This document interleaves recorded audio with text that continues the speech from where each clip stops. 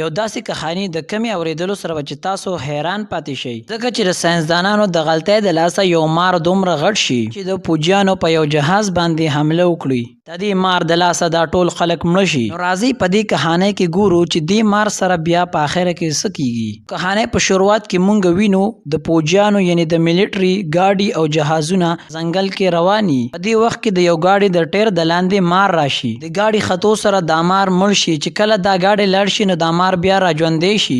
اصل کې دا جهازونه او دا ګاډي چې چرته روان وي دی یوروپیا ریسرچ سنټر ته ځي، په کم ځای کې چې مارانو باندې ریسرچ کیږي. په دې وخت کې مونږ ته لیډ نومي یو کس په نظر باندې راځي، بل دوو اسسټنټ سره، بلکې لین ته دغه ریسرچ سنټر مشر وي. دې وخت کې یو ساينسدان ډاکټر لین خواته راځي او لین ته وایي چې زمونږ ریسرچ پیل شو.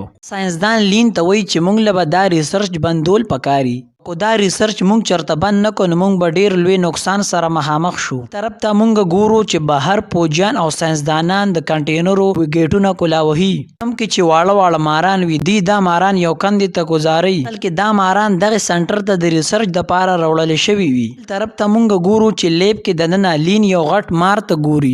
اصل کې د ساينسدانانو د غلطۍ د لاسه دا مار دومره غټ شوی وي چې دا د یو غټ نقصان سبب جوړ شي. کله چې لین دا غټ مار وویني نو لین ډیر زیات ویریږي او په دې ریسرچ سنټر کې ټولو خلکو ته وایي چې دا ریسرچ په بندول غواړي. لین خپلو ملګرو ته وایي دلته چې کم انفارمیشن معلومات دي هغه ټول وسوځوئ. په اصل کې دا ریسرچ په دې ځای کې په پټه طریقه باندې سٹارټ کړی وي. بیا په دغه ځای کې ډاکټران او ساينسدانان په شریکه باندې دغه ماران وجل شروع کی او دغه مارانو ته اور اچي.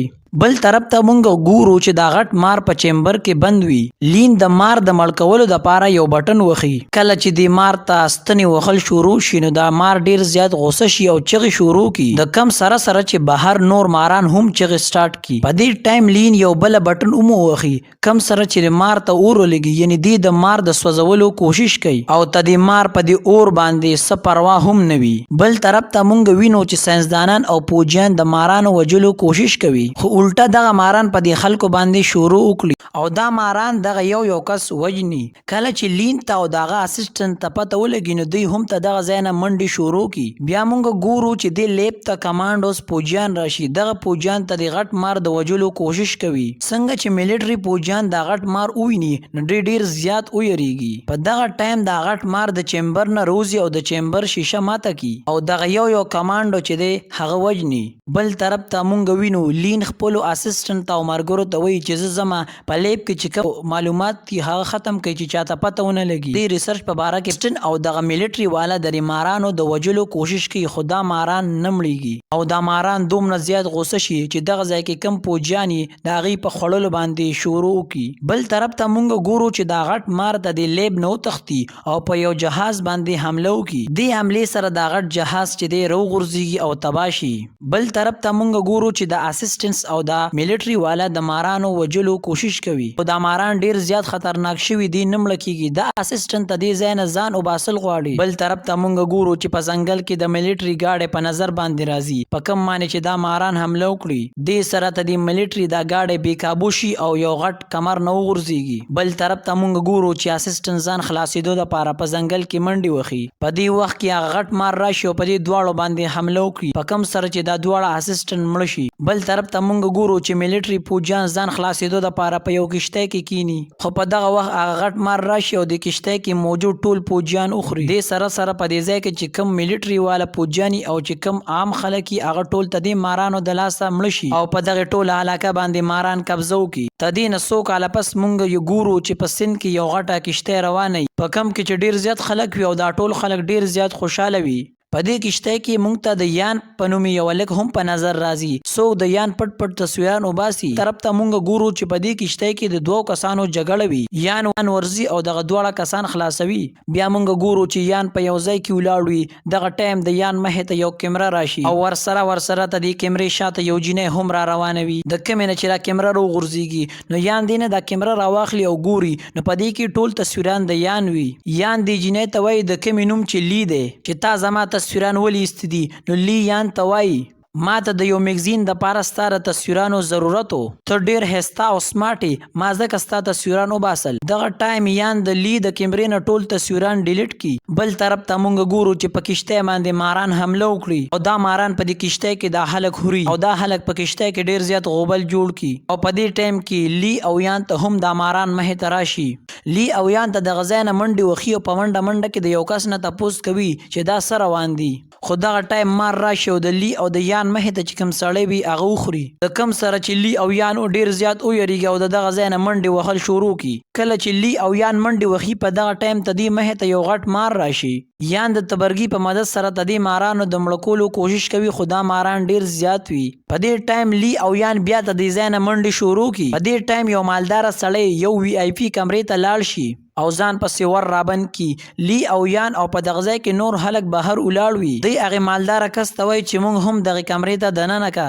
په دې ټایم دې کمره کې ماران راشي او دغه مالداره سړی وخوري او مړی کی. کم سره چې بهر ولاړ ټول خلک ډېر زیات ویریږي.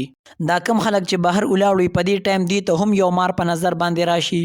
دې ټول د ځان د خلاصولو دپاره د کشته انجن کمرې ته لاړ شي او په دغه ځای کې ټول ځان پټ کی.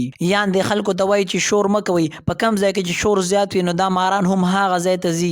دا ماران د شور په ذریعه باندې خلک معلوموي او خوري. خلک ټول خاموش ولاړ وي د انجن په کمره کې ځان پټ کړی وي. په دې ټایم یو غټ مار د انجن کمرې ته لاړ شي. دې ټولو ځان خاموشه کړی وي نو مار ته دې د وجې نه واپس شي. خو د بدقسمتۍ نه په دې وخت د یو جینۍ په موبایل باندې رنګ راشي. کم आवाज اوریدلو سره چې دا غټ مار واپس دې کمرې ته راشي. د مار راتلو سره په دغه ځای کې چې کوم خلک دي د بلې کمرې ته منډه کی. ته چې د یخوالي کمره ویلی شي دا هغه کمره وي کومه کمره چې انجن ته یخوالی ورکوي. دی ټول په هغه کمره کې پټ شي. په دې وخت کې دا کمره ډیره زیاته یخه شي نو دی ته دې کمرې نه د وتلو کوشش کوي ځکه چې په دې کمره کې یخني ډیره زیاته وي او دی په دې کمره کې نور نشي ایسارېدی او که دی دلته ایسارېږي نو د یخنۍ د لاس مړېږي. دی په دې ټایم باندې یو پلین جوړ کی. په دغه کې یو کس کم چې مار چیچلی وي او هغه دې خلکو ته وایي چې زه به د دې کمرې دروازه کولاو کم نو مار به په ما باندې ضرور حمله کوي. کله چې مار په ما باندې حمله نو تاسو ټول به د دې ځای نه وځئ. اصل کې دا کس مار چې چلی وي ده ته پته چې زه هسې مړ کېږم. دې وخت کې یان او د باقي خلک دی الک ته وایي چې ته ځان مه وژنه ته داسې مه کوه. دغه وخت کې د مار چې چلی د الک دا دروازه کولاو کې په کم سره چې دا مار دننه راوننوځي. دا مار چې چلی انسان د نورو خلکو ته وایي چې شابې تاسو زر زر ته د کمرې نه وځئ. هر مونږ ګورو چې یان او د یان هغه نور ملګري دی ډېر زیات خفه شي ځکه چې دی وایي چې د مار د لاسه دغه انسان مړ شو. دینه بعد مونږ ګورو چې یان او د باقي نور خلک د کیپټن کمرې ته لاړ شي. دی دغه ځای کې وویني چې په دې کمره کې ټول خلک مړ وي یعنی د جهاز کیپټن هم مارانو وجلی وي. لی یان ته وایي چې ماله د کشتۍ د چلولو چل لازي.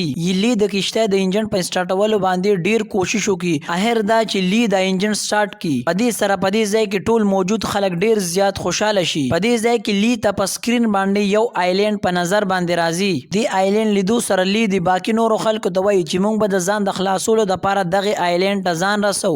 لی ته دې کشتۍ سټیرنګ د آیلینډ طرف ته تاو کی. دې کې مونږ وینو چې یو غټ مار په دې کشتۍ باندې حمله کوي. لی او داغه باقي ملګري چې کله د کیپټن روم نه بهر روزي نو دوی ویني چې یو غټ مار په کشتۍ باندې حمله کوي. یان په دې ټایم سمندر ته یو وړه کشتۍ غزار کی او په دې کشتۍ کې دا ټول خلک کینی. یان دې خلکو ته وایي چې زه به تاسو سره ډیر زیات زر میلاویږم. اصل کې د یان مطلب دا وي چې دا باقي ټول خلک خلاص شي او زه خپله قرباني ورکم. یان دا سوچ کوي زه په دې کشتۍ کې پټرول واړوم او بیا به دې پټرولو ته اور واچوم کم سره چې به دا مار مړ شي. یان هم داسې کوي. یان په کشتۍ کې ساریږي او په کشتۍ کې پټرول اړوي بیا دې کشتۍ ته اور ولګي د کم د وجې نه چې دا غټ مار او دا کشتۍ ټول هر څه وسوځي. دې حالات لیدلو سره په دغه ځای کې موجود خلک ټول ډیر زیات خفه وي. لږ وخت پس مونږ ګورو چې یان هم بچ شوی وي او دغې وړې کشتۍ له ځان راورسوي. د کم لیدلو سره چې دا ټول خلک ډیر زیات خوشحاله شي. یان دې ټولو خلکو ته وایي چې دا ځای ډیر زیات خطرناک دی. دا ځناور د انسان د وینو پسې ځي او کم انسان سره چې وینه نښتې وي دی په هغه انسان باندې حمله کوي. په دې ټایم کې یو خطرناک ځناور راځي او په دې انسان باندې حمله کوي سره چې وینه نښتوي او هغه انسان وخوري. یان دې ټولو خلکو ته وایي چې ډیر خاموشۍ سره ته دې ځای نه په منډه باندې وځئ. د ډیر مزل کولو نه وروستو دوی ته یو کیمپ په نظر باندې راشي کم ځای کې چې دوی ته ډیر اسلحه بارود او بمونه هم میلاو شي. اصل کې دا هغه آیلینډ وي په کم کې چې د ساینسدانانو په مارانو باندې ریسرچ کاوه. په دې وخت کې یو انسان اوبه څکي. په دغه وخت کې دته یو غټ جولا په نظر باندې راشي. کوم لیدلو سره چې دا ټول ډیر زیات ویریږي. دا جولا ډور زیات غټ وي چې په یو انسان باندې حمله وکړي او هغه وخوري. دا خلک د ځان د خلاصېدو لپاره په دغه جولا باندې ډزې کوي او بمونه پرې غورځوي. خو دا جولا ډیر زیات طاقتور وي، دی مړیږي نه. بیا دی ډیر منډو تړلو نه بعد هغې ریسرچ سنټر ته ورسیږي، په کوم کې به چې ساینسدانانو په مارانو باندې تجربې کولې. دوی چې څنګه دننه لاړ شي نو په دیوالونو باندې د مارانو تصویران لګېدلي وي. دې سره سره په دغه ځای کې د ساینسدانانو او د ډاکټرانو ډانچې هم میلاویږي کوم چې مړه شوي وي.